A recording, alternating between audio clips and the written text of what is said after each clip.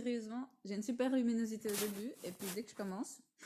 Coucou les amis, me revoilà pour une nouvelle vidéo sur l'éducation positive, qu'est-ce que c'est? En fait, j'ai fait cette vidéo il y a 2 jours, je pense, mais je sais pas ce qui s'est passé. Là encore, ça a été enregistré. J'essaie de trouver une meilleure lumière. Je ne comprends pas très bien la gestion de la lumière.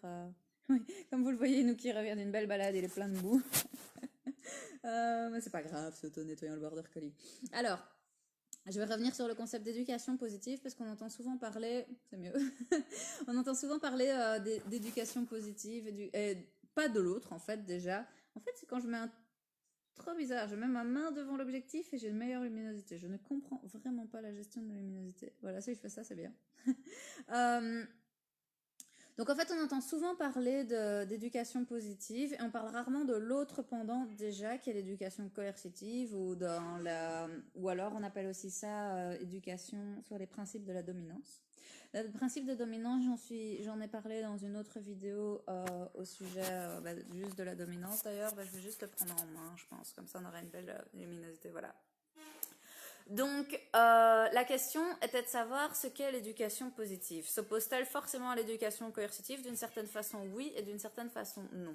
Donc, en fait, l'éducation positive, le concept de base, on peut en parler de 2 façons différentes. On peut en parler de la manière scientifique, entre guillemets, où je vais rentrer dans des concepts de conditionnement classique, opérant, etc. Ou alors, on peut en parler de manière pratique. C'est ce que je vais faire dans cette vidéo-ci, puisque l'idée n'est pas de s'étendre pendant 1 heure. Sur le plan pratique, l'éducation positive, c'est ignorer ce que je n'apprécie pas que le chien fasse et renforcer ce que j'apprécie que le chien fasse. C'est simple, j'aime bien que le chien que le chien ne me saute pas dessus. Alors, il faut penser les choses dans l'autre sens. Qu'est-ce que j'aime? J'aime quand le chien est au sol. Qu'est-ce que je n'aime pas? J'aime pas quand le chien me saute dessus. En utilisant cette phrase, j'ai déjà abordé le premier thème en fait de l'éducation positive, le premier challenge en fait, qui est de réussir à penser les choses autrement. Parce que le chien monte dans le fauteuil, l'humain a tendance à à voir les choses de façon négative. Le je ne veux pas que tu montes dans le fauteuil, mais le chien ne peut pas comprendre la négation. Donc pour réussir une bonne éducation positive, il faut penser en positif entre guillemets et dire qu'est-ce que je veux que le chien fasse à la place de monter dans le fauteuil. Parce qu'on ne peut pas demander à un chien de ne rien faire. On ne peut pas lui dire ne fais rien. C'est pas possible. Donc, quand il est dans le fauteuil, je dois l'appeler, lui demander de descendre. S'il descend, je vais le récompenser au sol. De la sorte, je lui apprends qu'au sol, il se passe des choses sympas, caresses, jeux, biscuits. Quand il est sur le fauteuil, par contre, il se passe rien du tout parce que je le regarde même pas. Alors, la deuxième façon de parler de l'éducation positive, la deuxième chose à mettre en avant quand on parle d'éducation positive, c'est la réflexion de l'animal. Parce que c'est bien beau d'ignorer ce qu'on n'aime pas, de récompenser ce qu'on aime, mais il est hyper important de pousser l'animal à réfléchir par lui-même. Parce que c'est pas comme un enfant à qui on peut dire, allez, vas-y, fais tes maths. C'est pas comme un enfant à qui on peut dire je veux que tu réfléchisses. C'est à nous de réussir à le placer dans une situation où il va réfléchir par lui-même. Parce que sans réflexion, il n'y a pas de vrai apprentissage. Je reprends l'exemple de l'enfant. Si il essaye de faire ses devoirs de maths dans la cuisine et que vous les faites à sa place systématiquement, il n'y aura jamais apprentissage et vous le savez, une fois qu'il sera devant son contrôle, il s'en sortira pas. Par contre, si vous le laissez suer des grosses gouttes là et qu'il a du mal, mais quand il arrive enfin à faire une multiplication comme il faut, vous le récompensez en lui disant c'est bien, super, limite vous lui sortez même un petit biscuit ou un jouet quand il a réussi un super contrôle, par exemple, un cadeau, ben là, vous êtes sûr qu'il y a apprentissage plus renforcement. C'est exactement la même chose pour un chien, apprentissage plus renforcement. Donc, le chien est sur le fauteuil, je veux qu'il descende, je lui demande de descendre, il descend. Je vais le récompenser. Où est la nuance? Où est-ce que j'apprends mon chien à réfléchir? En fait, je lui ai demandé de descendre et je vais attendre qu'il finisse par le faire par lui-même. Dans le sens où je vais pas le prendre au collier, le tirer, le contraindre, le forcer. Le contraindre, c'est le pendant de l'éducation opposée, entre guillemets. On les oppose souvent, elles sont pas vraiment opposées. C'est vrai que les concepts sont très différents, mais l'éducation coercitive qui, elle, fonctionne dans la contrainte. On va forcer le chien. Exemple classique, apprendre assis au chien. Dans l'éducation coercitive, on va appuyer sur son pet et lui dire assis. Ça, c'est forcer le chien à faire la chose. On fait la chose à sa place. Dans l'éducation positive, on va inciter le chien à s'asseoir et une fois qu'il est assis, on va le récompenser avec un biscuit et lui dire assis.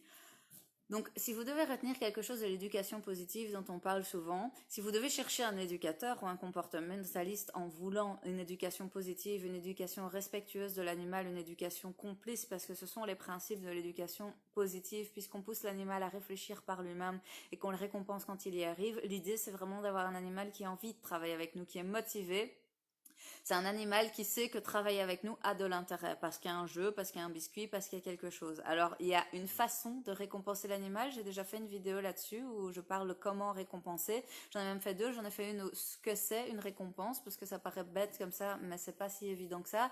Et comment bien récompenser un animal, parce que c'est là qu'est un des grands challenges de l'éducation positive, de bien récompenser l'animal et de ne pas... C'est une question de timing. Si le timing est mauvais, on a un chien qui ne travaille que pour la friandise. Grosse critique très souvent faite à l'éducation positive et de manière justifiée dans le sens où si on récompense mal, effectivement, on a un chien qui ne travaille que pour la friandise. C'est une question de timing simplement, j'en ai parlé dans une autre vidéo. Mais si vous devez retenir quelque chose de l'éducation positive, c'est vraiment ça. Ignorer ce qu'on n'aime pas, récompenser ce qu'on aime et pousser l'animal à réfléchir par lui-même, à apprendre par lui-même et donc à avoir envie de travailler et faire un apprentissage de longue durée. Donc en résumé, si vous cherchez un éducateur ou un comportementaliste qui fait vraiment de l'éducation positive, parce que beaucoup de personnes, je pense, pensent faire de l'éducation positive mais restent sur des principes d'éducation coercitive. Et on appelle ça le neck popo ou alors le tradi bonbon. Personnellement, moi j'appelle ça le coercitif récompensé. Parce que c'est beaucoup plus clair. En fait, on va contraindre l'animal et le récompenser. Je reprends l'exemple du assis qui est un exemple doux, hein, mais on pousse sur les fesses du chien et puis on lui donne un biscuit. C'est un peu un truc de schizophrène pour le chien parce qu'on a fait la chose à sa place et il comprend pas très bien pourquoi j'ai un biscuit. On m'a poussé sur les fesses, c'est pour ça que j'ai un biscuit. Alors du coup, on a parfois un chien qui va montrer ses fesses. C'est déjà arrivé, c'est super marrant. Mais c'est un espèce de mélange entre... On a aussi beaucoup d'éducateurs canins et comportementalistes qui, une fois dépassés, repassent dans le coercitif parce qu'ils ne savent pas comment aborder ce problème. Ce que je peux très bien comprendre, même si moi je suis vraiment contre et que je reste toujours à 100% dans le positif. Après, je viens de mentir. Je dis souvent 97% de positif, 3% de coercitif. De temps en temps, il faut recadrer l'animal. Recadrer l'animal, c'est pas pour autant qu'il y a de la violence, c'est même pas pour autant que je remonte le ton. Mais de temps en temps, une punition bien administrée peut être utile. Une punition bien administrée, c'est quoi? C'est par exemple demander au chien d'aller dans une autre pièce. Si vraiment exagère, imaginons on a un chien hyper émotif, hyper actif, qui n'arrête pas de gratter, sauter, mordiller, gratter, sauter. Je lui ai demandé plusieurs fois d'arrêter, je l'ai fait s'asseoir, j'ai récompensé quand il se calmait. Je peux très bien lui demander, lui dire, allez viens, allez c'est fini, maintenant tu vas de l'autre côté. Je vais juste, le ton que je viens d'utiliser là, c'est le ton que je vais utiliser, c'est tout. Et vous pouvez demander à certains de mes clients qui l'ont déjà vu au cabinet. J'ai déjà fait avec Inuki parce qu'il vient toujours travailler avec moi au cabinet, mais des fois il adore vraiment un chien. Ça lui arrive une fois toutes les 3 semaines. Alors il arrête pas de sauter, mais moi je dois travailler avec le chien. Donc je dois travailler. Je lui demande plusieurs fois, je lui dis Inuki calme, Inuki fait dodo, etc. S'il continue, je vais même pas le toucher, je vais pas l'engueuler, je vais pas monter le ton. Je vais juste lui dire allez Inuki, c'est fini, maintenant tu sors. Alors il va s'asseoir dans l'autre coin de la pièce. Ça c'est une conversation. Un truc dont je parle très souvent aussi avec les animaux, c'est que dans l'éducation positive, il n'y a pas de non absolu et le non doit être récompensé. Dire non à un chien, c'est un ordre hyper dur. Nous, on est dans la négation, donc en général, on dit non et puis c'est tout. Mais non. Non, ça veut dire quoi? Ça veut dire arrête ce que tu es en train de faire qui était super sympa pour m'écouter. Pourquoi? Pour mes beaux yeux. Non, ça doit être récompensé. Quand je dis non à mon chien, vous pouvez aussi demander aux clients qui l'ont vu au cabinet, quand je dis non à Inuki, il est là, ouais, qu'est-ce que je vais avoir? Qu'est-ce que je vais avoir? Il est hyper content. Parce qu'il sait que quand moi je dis non, ça veut dire soit tu continues ta bêtise, soit tu peux obtenir mieux si tu m'écoutes. Obtenir mieux, c'est à moi de trouver ce qui est mieux, bien sûr. C'est là que je dois me remettre en question, c'est là que je dois réfléchir. Donc c'est aussi un des autres challenges de l'éducation positive, c'est de trouver ce qui est plus intéressant pour le chien que la bêtise qu'il était en train de faire. Je reviens à la punition bien administrée, entre guillemets, qui est de, par exemple, frustrer le chien, entre guillemets. Donc le sortir de la pièce s'il exagère. Quand j'utilise ça avec Inuki, ça m'arrive vraiment rarement. Hein. Franchement, si ça m'arrive 2 fois tous les 6 mois, c'est beaucoup. Mais je vais juste lui dire, Inuki, maintenant c'est fini. Alors Inuki va se mettre dans l'autre coin de la pièce. C'est automatique, hein, parce qu'il n'a pas envie de sortir de la pièce. Ça, c'est une conversation. Il a entendu que moi j'en avais marre, qu'il avait été trop loin. Il a le droit de me dire non, promis, maintenant je vais faire gaffe. C'est exactement ça, c'est comme un enfant qu'on voudrait mettre au coin. Il va dire non, s'il te plaît, maman, c'est bon, j'ai compris, je vais arrêter. Inuki, en se mettant assis dans l'autre côté de la pièce, c'est ce qu'il fait.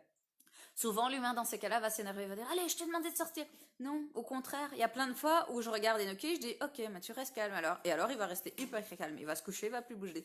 Parce qu'on a une conversation. Je lui ai dit non plusieurs fois, enfin, je lui ai demandé de se calmer, il l'a pas fait. Je lui ai dit maintenant que tu exagères, j'ai besoin de travailler, tu sors de la pièce. Il m'a dit non, c'est bon, cette fois j'ai compris, j'arrête.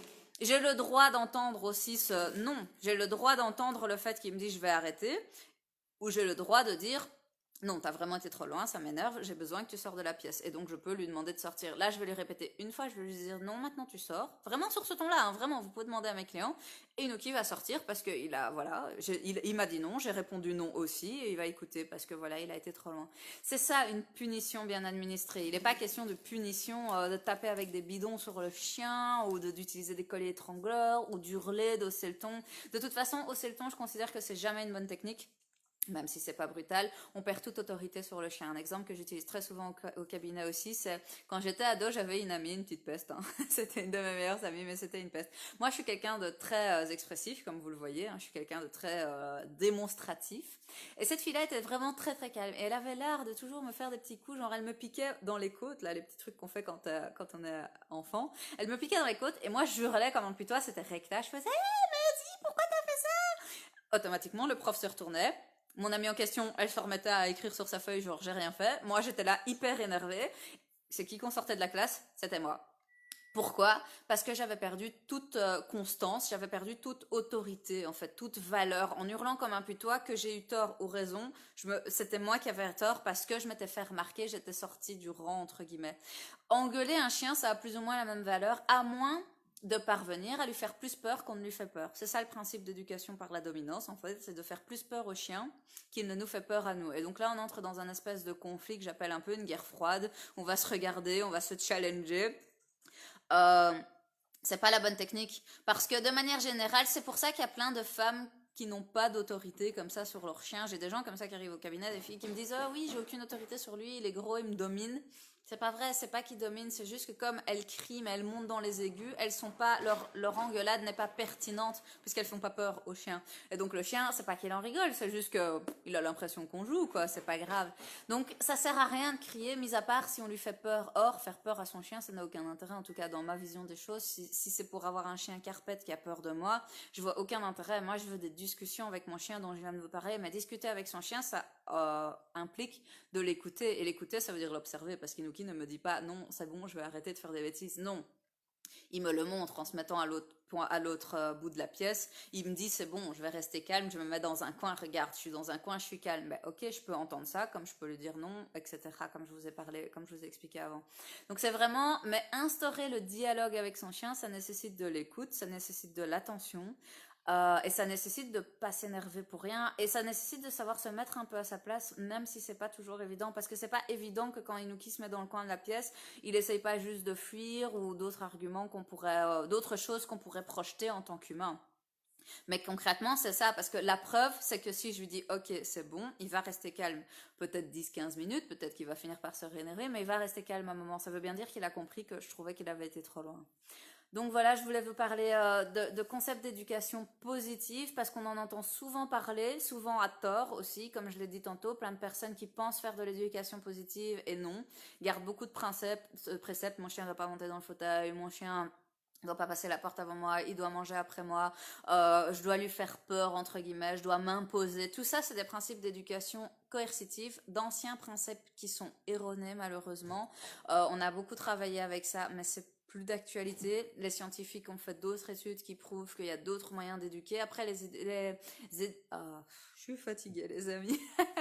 Les théories d'éducation évoluent comme avec les enfants. On est passé partout hein, avec les enfants dans les théories d'éducation.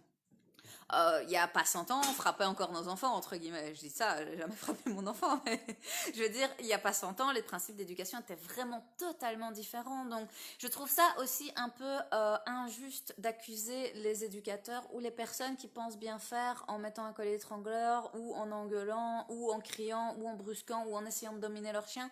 Parce que je pense que vraiment 90% des gens veulent bien faire. Alors oui, il y a une petite proportion de la population, et ça, j'en ai pas beaucoup au cabinet, Dieu merci, qui aiment dominer leur chien, qui aiment montrer, moi je suis un homme et je gère mon chien, comme dans les cavaliers qui gèrent leur cheval. Bon, ça c'est un peu dommage, ça c'est une question de caractère de l'humain, mais je pense vraiment que 90% des gens veulent bien faire et qui font avec les principes qu'on a depuis toujours, et qu'on a depuis longtemps en tout cas, et qu'on se transmet un peu de génération en génération.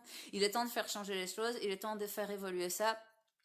Mais méfiez-vous parfois de certaines personnes qui disent faire de l'éducation positive et au final non, même si elles le pensent sincèrement. Souvent on amalgame éducation positive, donner biscuit, ça veut dire éducation positive, mais pas du tout. Il y a plein de fois, il y a plein de chiens que je travaille sans biscuit parce qu'ils réagissent mieux à la caresse et ils préfèrent la caresse. Mon propre chien ne mangeait pas un seul biscuit pendant près de 6 mois parce qu'il était trop en émotion. Un chien hyper émotif ne va pas manger déjà, donc on est mal parti si on veut l'éduquer en positif et que positif ça veut dire juste friandise.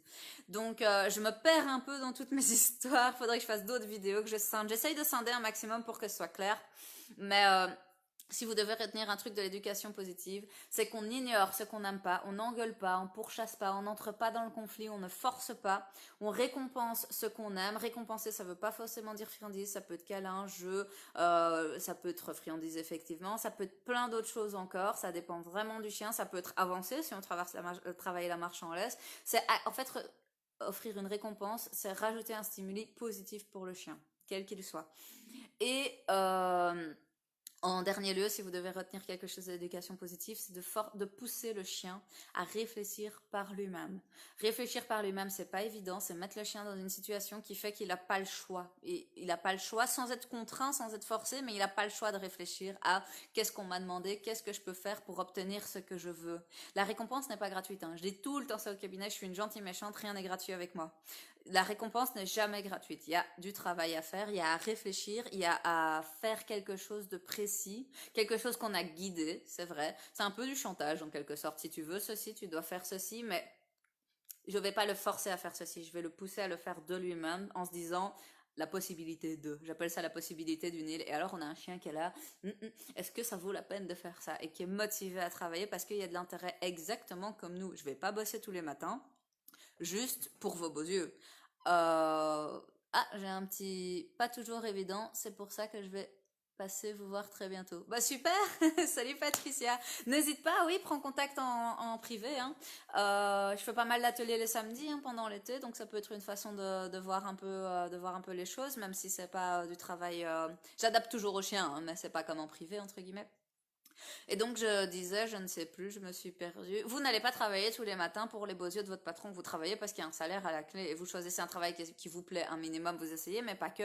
J'adore mon boulot plus que tout, j'aimerais bien le faire en bénévolat, mais j'ai quand même besoin de remplir mon frigo et ça fait partie de la carotte, ça fait partie du truc. Quand j'ai eu une bonne journée comme celle-ci, que j'ai fini sous la pluie et que j'ai les pieds trempés, je suis contente de me dire, ah ouais, j'ai quand même rentré cette somme.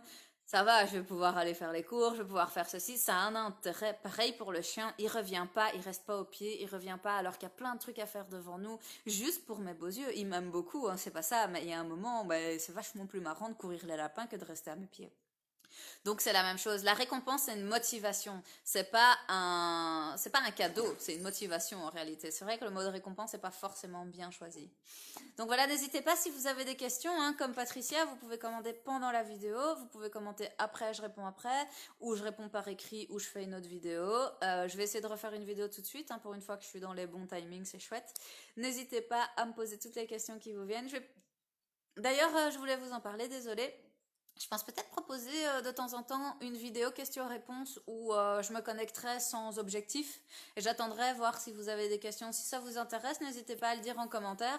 Ça pourrait être sympa, on pourrait faire ça un samedi après-midi ou quoi et voir un peu où ça nous mène, juste pour s'amuser un peu. Une bonne soirée les amis, à bientôt!